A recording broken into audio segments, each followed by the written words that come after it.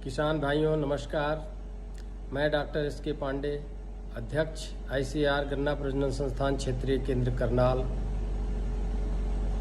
आपके समक्ष गन्ना के एक प्रमुख छिद्रक कीट जिसे हम स्टॉक बोरर के नाम से जानते हैं, काइलो आर्सिलियस, तराई बेधक के नाम से भी हम जानते हैं इसको, और यह गन्ने का एक बहुत ही अधिक नुकसान करने वाला कीट है।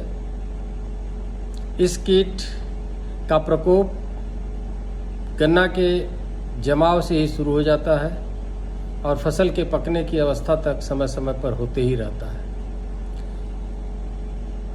गन्ना में कई बोरर लगते हैं, early shoot borer, top borer, stock borer, root borer, Gurdaspur borer, pink borer, green borer, node borer, internode borer, Plassey borer, Gurdaspur borer, बहुत सारे बोरर लगते हैं। अर्ली शूट बोरर ऐसा एक बोरर है जो पोरी बनने से पहले तक लगता है, लेकिन मैंने नाम जितने बोरर का गिनाया ये सारे जमाव होते ही गन्ने की पौध में आ जाते हैं, इनकी सुंडियाँ आ जाती हैं और बाद में विभिन्न भाग पे चली जाती हैं। तो जैसा कि मैंने बताया उसी तरह से ये स्टॉक बोरर भी की लार्वी भी जैसे गन्ने का जमा होता है, टिलरिंग होती है, फुटाव होता है, इसके बाद गन्ना ग्रैंड ग्रोथ पीरियड में जाता है, गन्ने में गांठें बनती हैं, पोरियां बनती हैं, इसका प्रकोप चलते रहता है। यह इसकी मादा फरवरी के महीने में, मार्च के महीने में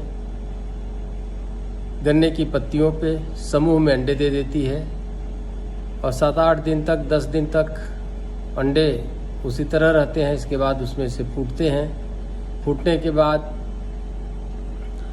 अंडे फूटते हैं तो उसमें से सुंडियाँ निकलती हैं। सुंडियाँ 5-6 दिनों तक वहीं लीफ सीथ पे आके, लीफ लेमिना से आके लीफ सीथ पे आ जाती हैं, वहाँ खाते रहती हैं। लीफ सीथ और गन्ने के बीच में चली जाती हैं। इसके बाद 6-7 दिन के बाद गन्ने के पोरी में प्रवेश कर जाती हैं और गन्ने की पोरी में प्रवेश करके धीरे धीरे खाती रहती हैं। इसके बाद उसी में प्यूपा बन जाती हैं।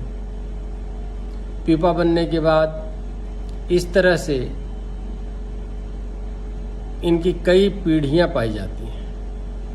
पहली पीढ़ी इंड फरवरी से लेके इंड जून तक पहली पीढ़ी होती है, फरवरी के अंत से और जून के अंत तक पहली पीढ़ी होती है। और दूसरी पीढ़ी का शुरू हो जाता है मध्य जून से लेके अगस्त के शुरुआत तक। तीसरी पीढ़ी जुलाई के अंत से शुरू हो जाती है और सितंबर के अंत तक तीसरी पीढ़ी चलती है। फिर चौथी पीढ़ी मध्य सितंबर से शुरू होती है और नवंबर के शुरुआत तक चौथी पीढ़ी कंप्लीट हो जाती है। और इंड अक्टूबर से, अक्टूबर माह के अंतिम सप्ताह से लेकर या मार्च तक, फरवरी तक गन्ने के मध्य में शीत निष्क्रियता में पड़ी रहती है। तो मैंने बताया कि गन्ने इसकी मादा फरवरी में या मार्च में निकलती है पोरियों से, पुराने गन्नों से इसकी मादा उड़ के आती है। हमारे खेत में पेड़ी का फुटाव होता है। पिछली हमारी अक्टूबर प्लांटिंग की फसल आ जाती है, उसके पत्ते होते हैं, लेट शूट्स होते हैं, उस पे इसकी मादा आके अंडे देती है। अंडों से अंडे समूह में देती है। समूह में अंडे देने के बाद सुंडियाँ निकलती हैं 5-6 दिन के बाद। फिर वो सुंडियाँ धीरे धीरे लीफ सीथ में आके छिपती हैं, लीफ शीत के नीचे से गन्ने में प्रवेश कर जाती हैं। और जितनी हमने पीढ़ियाँ बताया उतने दिन खाने के बाद फिर प्रथम पीढ़ी उसी के अंदर फिर प्रवेश करती है, द्वितीय पीढ़ी, फिर माथ निकलता है, तृतीय पीढ़ी, फिर चौथा माथ निकलता है, चौथे पीढ़ी का अंडा देता है। इस तरह 6 पीढ़ियाँ पाई जाती हैं और 6वीं पीढ़ी इसकी जो होती है वो शीत निष्क्रियता में चली जाती है। सुंडियाँ जैसे तापमान कम होता है अक्टूबर के अंत से ये फरवरी के महीने तक वो उसी में रहती हैं। फिर जब गर्मी शुरू होती है तो वहाँ से निकल के ये नुकसान करती है। तो ये स्टॉक बोरर के बारे में एक सामान्य थोड़ी जानकारी है।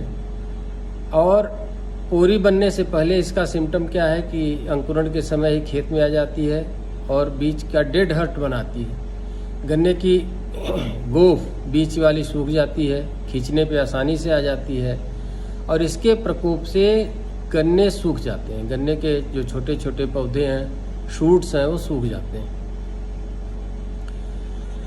फिर जब पोरियां बनने लगती हैं, इसी तरह यह तीसरी पीढ़ी इसकी चली जाती है। गन्ना की पोरी बनने के बाद गन्ने के अंदर प्रवेश कर जाती है और उसके भीतर का भाग खाते रहती है, गन्ने के ऊपर की ओर बढ़ते रहती है। बीच की मध्यम दो गांठों के बीच, ये पोरी के बीच ही रहती हैं। ये कभी भी एक नहीं स्टॉक बोरर एक गांठ से दूसरे गांठ, दूसरे पोरी में भी प्रवेश कर जाता है और इसकी अगस्त के बाद आपको बहुत ज़्यादा नुकसान होता है। उस समय जब गन्ने को फाड़ कर देखा जाता है तो इसमें गन्ने का पौधा सूखता हुआ नज़र नहीं आता है, लेकिन अगर गन्ने में छेद दिखाई दे, गन्ने की पोरियों में पत्ती हटाकर देखें, छेद दिखाई दे, तो आप समझें कि स्टॉक बोरर का है, प्रकोप है। अगर और छेद की संख्या क्या है, ये निर्भर करता है कि इसकी कितनी बहुलता है। तो इसके नुकसान से गन्ना हल्का हो जाता है, गन्ने में रस की कमी हो जाती है, वजन कम हो जाता है। और इसका प्रकोप कब बढ़ता है? इसका प्रकोप बढ़ता कब है? जब इंटरमिटेंट रेन होती रहे, मार्च अप्रैल में तापमान काफ़ी ऊंचा तापमान हो, कभी कभी बरसात हो, जल जमाव वाले क्षेत्र में इसका प्रकोप ज़्यादा होता है। उन खेतों में ज़्यादा प्रकोप होता है जहाँ हमारे किसान भाई बहुत नत्रजनीय खाद दे देते हैं, उसमें भी बहुत प्रकोप होता है। ऐसी रसीली, मोटी, नरम जो गन्ने की किस्म है, उसमें भी इसका प्रकोप होता है। तो यह अप्रैल, मई, जून का महीना जो चल रहा है, इस जून के महीने में भी गन्ना के प्रवेश अब गन्ने के शूट में है और इसी अवस्था में early shoot borer, stock borer, सारे बोरर लगते हैं। तो स्टॉक बोरर और अर्ली शूट बोरर के सुंडी को अगर आप देखते हैं गन्ने के भीतर फाड़ के या उसके शूट के भीतर, तो आपको पहचान ये होगी कि दोनों सुंडियाँ ग्रे कलर की होंगी, दोनों पर 4-4, 5-5 धारियाँ पाई जाएंगी, 4 धारी पाई जाएंगी बैगनी कलर की। और इसका बस एक अंतर है कि इनके पेट के बल छोटे छोटे पैर होते हैं जिनको कहा जाता है प्रोलेक्स। इस प्रोलेक्स में कांटेदार संरचना होती है। तो अर्ली शूट बोरर की लार्वी और स्टॉक बोरर की लार्वी एक समान है हर चीज़ में, देखने में, धारी में, कलर में, लेकिन अंतर यही है कि प्रोलेक्स का क्रोचेट इनकम्प्लीट होगा, गोल होता है, इसमें गोला पूरा नहीं होगा। स्टॉक बोरर के सुंडी में ये क्रोचेट्स पूरा होते हैं। तो शुरू की अवस्था में भी हम सुंडी के आधार पर ये जान जाते हैं। और क्षति के लक्षण अर्ली शूट बोरर और स्टॉक बोरर एक ही प्रकार के करते हैं। तो अब रही बात कि इसको हम नियंत्रित कैसे करें। नियंत्रित करने के लिए वही ट्राइकोग्रामा किलोनिस अंड परजीवी खेत में छोड़ते रहें।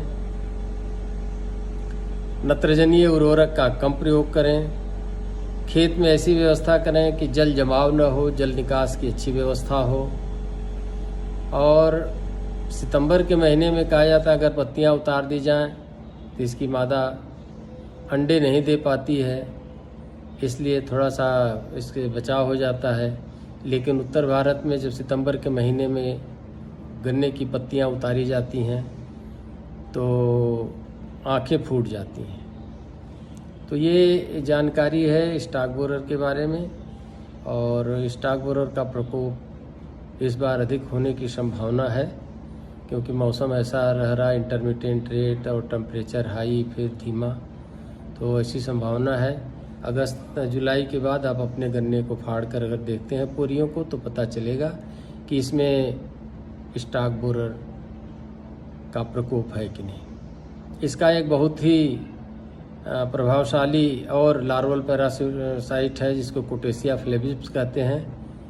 उसकी भी संख्या तने के बीच में पाई जाती है, जो सुंडियों को खाकर इनकी संख्या को कम करती है।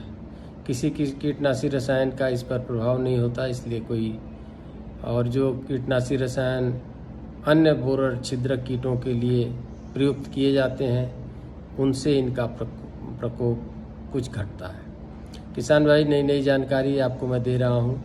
अधिक से अधिक किसान भाइयों में यह सूचना फैले, इसलिए आप लोग इस चैनल को सब्सक्राइब करें, शेयर करें, लाइक करें, कमेंट भी करें और बेल आइकन को दबाएं। धन्यवाद।